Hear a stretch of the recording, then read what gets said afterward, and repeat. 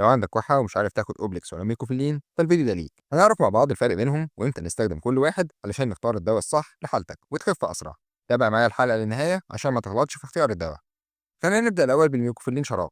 والميكوفيلين بيحتوي على مادتين: بروميكسين هيدروكلورايد، وده دواء بيشتغل على إذابة البلغم وبيخليه أخف وأقل لزوجة، وده بيسهل خروجه مع الكحة. يعني لو عندك بلغم تقيل ولزج فالدواء ده هيساعدك تتخلص منه بسهولة.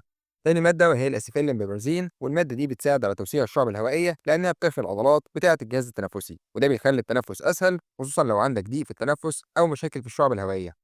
طيب يا دكتور، إيه دواعي استعمال الميوكوفيلين أو بنوصفه لمين تحديدا؟ أول حاجة بنوصفه لعلاج حالات السعال المصحوبة ببلغم. لو عندك كحة وفيها بلغم تقيل الدواء ده بيساعد يخليه أخف وأسهل في الخروج مع الكحة، وده لأن مادة البروميكسين هي اللي بتشتغل على إذابة البلغم وتفكيكه، فمش هيكون لزج وصعب الطرد. كمان بتستخدم لعلاج التهابات الجهاز التنفسي المصحوبة بضيق في التنفس أو صعوبة في إخراج البلغم.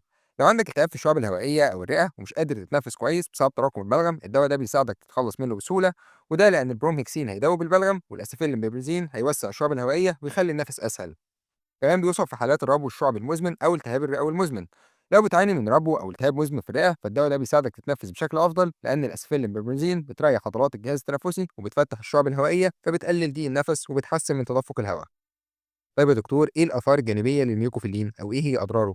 الآثار الجانبية بتاعته إنك ممكن تحس بوجع في معدتك أو اسهال بسيط، وده بسبب تأثير الدواء على الجهاز الهضمي، وغالبا بيحصل لو أخدت الدواء على معدة فاضية، فالأفضل تاخده بعد الأكل عشان تقلل التأثير ده. كمان بعض الناس ممكن يحسوا بغثيان أو إحساس إن هم عايزين يرجعوا، أو في حالات قليلة ممكن يحصل ترجيع. لو حسيت بكده حاول تاخد الدواء بعد الأكل واشرب مية كتير. كمان الدواء ممكن يخليك تحس بتوتر أو عصبية شوية. بعض الحالات ممكن يخليك مش عارف تنام كويس، وده بسبب مادة الأسفلين اللي بتحفز الجهاز العصبي. كمان بعض الناس ممكن يحسوا بسرعة في ضربات القلب أو إنها مش منتظمة شوية، وده بيحصل نادرا مع الدواء. لو عندك مشاكل في القلب يفضل تستشير الدكتور قبل ما تستخدم الدواء ده. كمان ممكن تحس إنك بتخش الحمام كتير لأن الدواء بيحفز الجسم يخلص السوائل الزايدة، وده تقصير طبيعي ومش مقلق، بس لو كان الموضوع زايد عن الطبيعي استشير دكتورك. طب يا دكتور، إيه موانع استعمال الميوكوفيلين أو مين الناس الممنوع من استعماله؟ أول حاجة، في حالة لو عندك حساسية من أي مكون من مكونات الدواء زي البرومهكسين أو الأسفلين بيبرسين يفضل ما تستخدموش. والحساسية ممكن تظهر على شكل طفح جلدي، حكة، تورم في الوجه أو صعوبة في التنفس، وفي الحالة دي لازم توقف الدواء فورا وترجع للطبيب. كمان لو عندك مشاكل شديدة في الكلى أو الكبد الدواء ممكن يكون تقيل على جسمك ومش هيتخلص منه بكفاءة، وفي الحالات دي لازم تستشير الدكتور الأول قبل ما تاخده عشان يحدد لك الجرعة المناسبة أو يشوف بديل ليك. كمان الدواء ممكن يزود من تهيج المعدة، فلو عندك قرحة في المعدة أو التهاب فيها ممكن يسبب لك ألم أو حرقان أو سوء في الهضم، وضروري جدا تاخده بعد الأكل لتقليل التأثير ده على المعدة.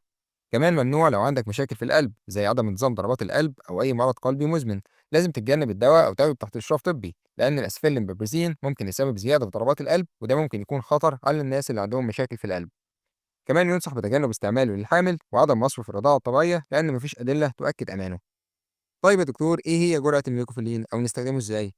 الجرعة للبالغين بتكون معلقة كبيرة 10 مللي 3 مرات في اليوم. أما الأطفال من عمر 6 سنين حتى عمر 12 سنة فالجرعة بتكون معلقة صغيرة 5 مللي 3 مرات في اليوم. أما الأطفال من عمر سنتين وحتى 5 سنين فالجرعة بتكون 2.5 مللي أو نص معلقة صغيرة 3 مرات في اليوم. والميكوفيلين يعتبر ملوش بدايل بنفس المواد الفعالة.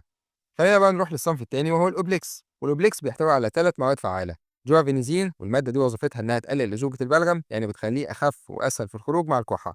ببساطة لو عندك بلغم تقيل ولزج ومسبب كتمة الدواء ده هيساعدك بسهولة تطرده مع السعال. تاني مادة الأوكسونيازين، ودي مادة مضادة للهستامين وبتشتغل على تقليل الكحة اللي سببها الحساسية.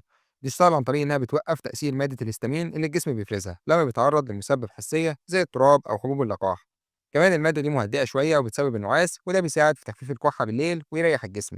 تالت مادة الصوديوم بنزويت، ودي مادة بتساعد على طرد البلغم، يعني بتكمل شغل الجوافينيزين في تنظيف الصدر من المخاط المتراكم، وبتساعد في تخفيف الاحتقان وتسهل خروج المخاط أثناء الكحة.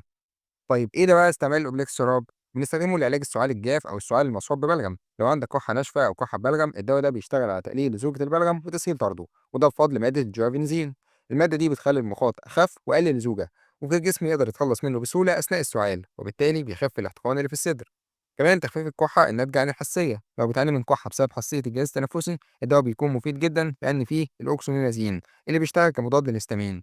المادة دي بتقلل تأثير الهستامين اللي الجسم بيفرزه لما بيتعرض لمواد مهيجة زي التراب والدخان وحبوب اللقاح أو الروائح القوية، والنتيجة الكحة بتقل والاحتقان بيخف والنفس بيبقى أريح. كمان تهدئة الكحة أثناء النوم وتحسين جودة النوم. بسبب ان الاوكسجين من المضادات الحسيه اللي بتسبب شويه نعاس، فهو بيساعد في تقليل الكحه اللي بتزيد بالليل وتخليك تنام بشكل افضل، ومفيد جدا لو كحه مزعجه ومخليك مش عارف تنام. طيب إيه هي الآثار الجانبية لأوبليكس الشراب أو إيه هي أضراره؟ أول حاجة الدواء ده فيه الأوكسوميمازين اللي هو مضاد للحساسية، والمادة دي بتسبب شوية نعاس ودوخة عند بعض الناس، عشان كده لو هتاخده بلاش تسوق أو تعمل أي حاجة محتاجة تركيز لحد ما تشوف تأثيره عليك. كمان بعض الناس ممكن يحسوا بغثيان أو اضطرابات في المعدة بعد ما ياخدوا الدواء، عشان تقلل التأثير ده الأفضل تاخده بعد الأكل، ولو لسه حاسس بمشاكل اشرب مية كتير. كمان في بعض الحالات الدواء ممكن يخلي الإفرازات في الشعب الهوائية لزجة أكتر بدل ما يسهل خروجها، ولو حسيت إن المشكلة زادت استشير الدكتور عشان يشوف الحل المناسب. كمان ممكن تحس إن حلقك ناشف أو لسانك فيه إحساس بالجفاف، وده بسبب إن الدواء فيه مضاد حساسية بيقلل الإفرازات. عشان تتغلب على ده اشرب مية كتير أو استخدم لبان بدون سكر عشان ترطب بقك. كمان بعض الناس ممكن يحسوا إن نظرهم مش واضح شوية بعد ما ياخدوا الدواء، وده بيكون مؤقت. ولو حصل معاك كده حاول ما تجهدش عينك كتير وتتجنب القيادة لحد ما يروح التأثير. كمان ممكن يسبب إمساك بسيط عند بعض الناس بسبب تأثيره على الجهاز الهضمي، فلو حسيت بالإمساك اشرب مية وكل ألياف زي الخضار والفواكه عشان تحافظ على حركة الأمعاء الطبيعية. كمان في بعض الحالات النادرة جدا الدواء ممكن يخليك تحس إنك عايز تخش الحمام بس مش قادر تتبول بسهولة، ولو حصل معاك كده استشير دكتورك فورا، خصوصا لو عندك مشاكل في البروستاتا أو الجهاز البولي. كمان بعض كبار السن ممكن يحسوا بتوهان بسيط أو صعوبة في التركيز بسبب تأثير الدواء على الجهاز العصبي، ولو عندك حد كبير في السن بياخده راقب تأثيراته عليه. وبرغم إن الدواء ده ممكن يسبب نعاس، إلا إن بعض الأطفال ممكن يحصل لهم العكس، يحسوا بفرط حركة ونشاط زايد. ولو لاحظت إن الطفل بقى أكتر عصبية وعنده طاقة زيادة بطريقة غير طبيعية، يفضل استشارة الطبيب عشان يشوف بديل مناسب. طيب إيه هي موانع استعمال الأوبليكس أو مين الناس الممنوعة من استعماله؟ أول حاجة لو عندك حساسية لأي مادة من مكونات الدواء فلازم ما تاخدوش علشان ممكن يسبب حكة أو تورم أو صعوبة في التنفس، وفي حالة ظهور أي أعراض حساسية من دول وقف الدواء فورا وارجع للطبيب.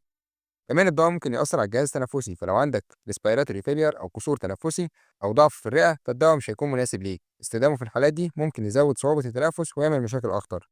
كمان لو عندك مشاكل في الكبد الدواء ممكن يكون تقيل عليه ومش هيخرج من جسمك بشكل طبيعي، وده ممكن يسبب تراكمه في الجسم وتأثيرات جانبية قوية، عشان كده استشير طبيبك قبل ما تاخده. كمان ممنوع استخدام الدواء للأطفال أقل من سنتين لأنه ممكن يعمل مشاكل في التنفس أو الجهاز العصبي عندهم. كمان مرضى السكري ممنوعين منه لأن فيه سكروز وده ممكن يرفع مستويات السكر في الدم، فلو عندك سكر استشير الدكتور قبل ما تاخده. وبرضه ينصح بتجنب استعماله للحوامل وعدم وصفه في الرضاعة الطبيعية لأنه مفيش أدلة بتؤكد أمانه. طيب إيه هي جرعة أوبليكس شراب؟ الجرعة في المتوسط بتكون من 5 ل 10 مللي كل 12 إلى 8 ساعات يوميا، والأوبليكس هتلاقي ليه بديل بنفس المواد الفعالة وهو الكافرست إن. ونيجي بقى للحظة المنتظرة، إيه الفرق بين الميوكوفيلين والأوبليكس وإمتى تستخدم ده وإمتى تستخدم ده؟ الأوبليكس للكحة الجافة أو الكحة بسبب الحساسية، وكمان للكحة اللي ببلغم. في مضاد للحساسية الأوكسوميمازين وده بدوره هيقلل الكحة اللي سببها الحساسية أو التهيج. وفي طارد للبلغم جوافينيزين بيساعد في التخلص من البلغم ولكن مش بقوة الميوكوفيلين، وطبعا بيعمل تأثير مهدئ وبيسبب شوية نعاس فمفيد لو الكحة بتزيد بالليل. وتقدر تستخدمه لو عندك كحة ناشفة أو كحة بسبب الحساسية، كحة بتزيد بالليل ومش بتخليك تنام، احتقان خفيف في الصدر مع شوية بلغم. أما بالنسبة للميوكوفيلين فده للكحة المصحوبة ببلغم وضيق في التنفس.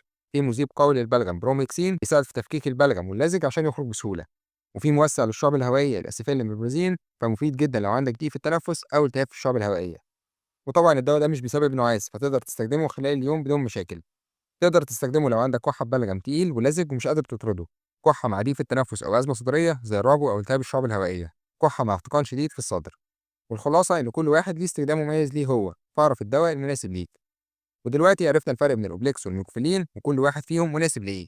لو الكحة جافة أو بسبب حساسية يبقى أوبليكس هو الحل، ولو الكحة ببلغم تقيل وضيق في التنفس يبقى الميوكوفيلين هو الاختيار الأفضل. ما تنساش تعمل لايك وتشترك في القناة وتفعل زر الجرس عشان يوصلك كل جديد عن صحتك. وأشوفكم في فيديو جديد.